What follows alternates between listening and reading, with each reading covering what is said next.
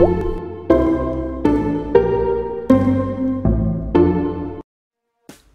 teman-teman semua, di video kali ini kita akan membahas semua yang kalian perlu ketahui mengenai PRS.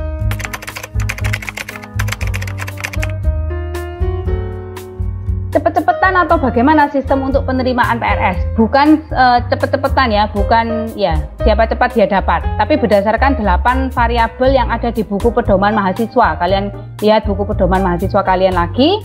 Nah, ini ada beberapa variabel yang pasti adalah ini ya. Jadi 20 SKS pertama, pilihan 1, 20 SKS itu akan menjadi prioritas pertama. Prioritas yang kedua, ini ya, IPK pasti. Terus nanti ada lagi waktu studi. Jadi misalkan kalian di semester 2, misalkan kita di semester 6 lah ya. Kita di semester 6 ngambil mata kuliah semester 6 ya. Berarti itu prioritasnya adalah untuk kalian. Kalau misalkan ada mahasiswa di bawah angkatan di bawah kalian, misalkan anak semester 4 mau ngambil mata kuliah semester 6, ya berarti dia prioritasnya di bawah kalian. Karena kan yang diutamakan adalah waktu studinya tepat atau lebih cepat gitu ya. Lebih cepat ya, sorry. Berarti yang semester 4 tadi malah diprioritaskan dibanding kalian gitu ya.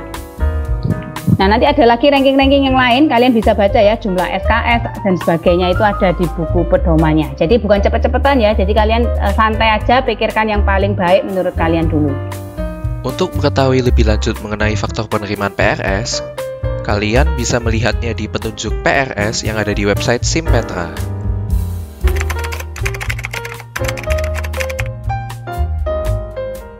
Kalau sampai sudah terlanjur validasi, terus ternyata baru sadar kalau salah, sebelum tanggal 29 jam 8 pagi, kalian segera kontak dosen wali untuk membatalkan validasi, itu masih bisa ya. Tapi ya jangan sedikit-sedikit terus nanti minta batal, nanti banyak yang minta batal, dosen walinya pusing.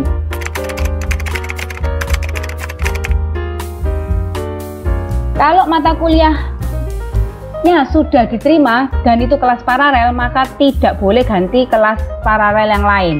Jadi misalkan saya sudah diterima di BDA, terus saya mau pindah ke BDB di PRS 2, tidak boleh, nanti pasti ditolak semua malahan ya.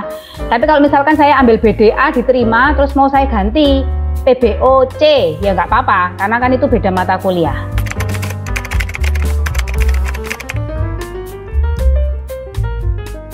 Ini ya, saya ulang lagi cara membacanya karena nanti biasanya masih banyak yang bertanya. Ingat ya, hasil PRS 1 nanti kalian boleh lihat sekitar 4 hari atau 5 hari setelah PRS 1 ya. Hasilnya akan seperti ini, warna-warni dan ada tulisannya status. Kalian harus bisa membaca.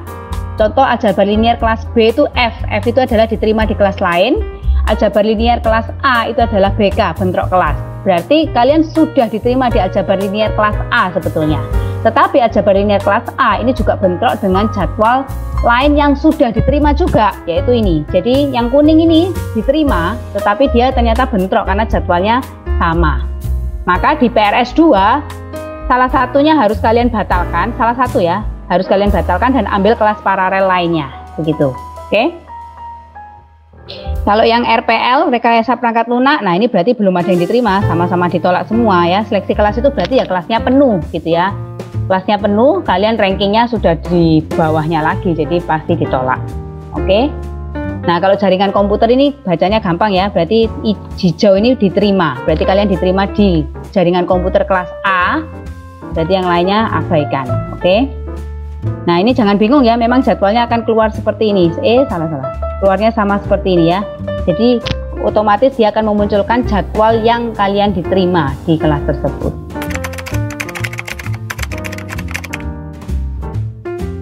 Nah, ini juga perlu diperhatikan. Jadi semester 1 dan semester 2 itu maksimum hanya boleh mengambil 20 SKS. Jadi angkatan 2021 maksimum 20 SKS.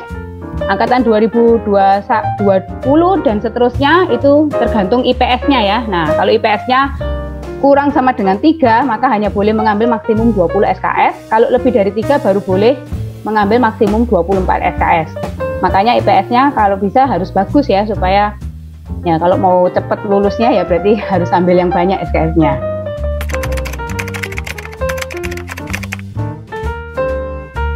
Ingat sekali lagi, PRS 2 itu untuk membatalkan dan mengambil mata kuliah lagi.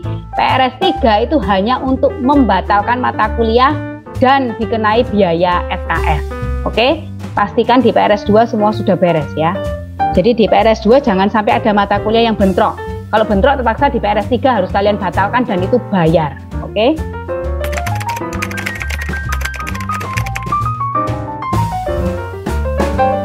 Untuk PRS online, kalian klik perkuliahan, lalu PRS online. Nah, di sini ada 4 tab, ada jurusan, fakultas, DMU, dan jurusan lain. Nah, misalnya kalian tidak dapat menemukan mata kuliah yang kalian ingin daftar di tab jurusan, maka pindah ke tab fakultas. Jika tidak menemukannya juga, maka pindah ke DMU dan jurusan lain. Lalu jika kalian sudah sampai di tab jurusan lain dan masih belum dapat menemukan mata kuliahnya, maka klik jurusan. Dan di sini kalian bisa lihat bahwa ada 2 informatika. Klik salah satunya, pilih semesternya. Nah, seharusnya mata kuliah yang kalian cari-cari akan berada di sini. Lalu pilih kuliahnya. Lalu pilih kelasnya. Dan jika sudah, klik tambah. Dan mata kuliah akan masuk ke dalam tab ini. Nah, jika kalian lihat di sini semua mata kuliah ada bintangnya di samping kode mata kuliahnya, kecuali untuk mata kuliah komunikasi interpersonal. Nah, jadi simbol bintang ini melambangkan mata kuliah prioritas dan singkatnya, jika kalian memprioritaskan sebuah mata kuliah, maka peluang kalian diterima di mata kuliah tersebut lebih besar. Lalu, kenapa mata kuliah komunikasi interpersonal tidak diprioritaskan juga? Nah, kalian harus ingat bahwa maksimum mata kuliah prioritas adalah sebanyak 20 SKS. Dan kalian bisa lihat bahwa di contoh ini, kita mendaftar sebanyak 23 SKS. Jadi, pasti ada mata kuliah sebanyak 3 SKS yang tidak dapat diprioritaskan.